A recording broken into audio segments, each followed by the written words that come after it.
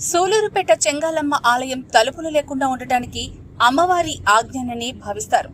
చోళరాజుల కాలంలో కాళంగి నదిలో ఆవిర్భవించిన పరమేశ్వరుని గురించి తెలుసుకొని దర్శించి పూజించి రాజులు శ్రీ చెంగాలమ్మకు చిన్న గుడిని నిర్మించారు. చెంగాలమ్మ గుడిలో దొంగతనం చేసేందుకు ఒకడు ప్రయత్నించి భంగపడ్డ సంగతి తెలిసిన గ్రామ పెద్దలు గుడికి తలుపులు బిగిస్తే రక్షణగా ఉంటుందని భావించారు. అందరి అంగీకారంతో గర్భగుడికి ద్వారబంధము పెట్టి తలుపులు ఏర్పాటు చేయాలని నిర్ణయించి వడ్రంగులను పిలిచి పని అప్పగించారు. కావలసిన కొయ్య సామాగ్రిని తెచ్చి వడ్రంగులు పని ప్రారంభించారు.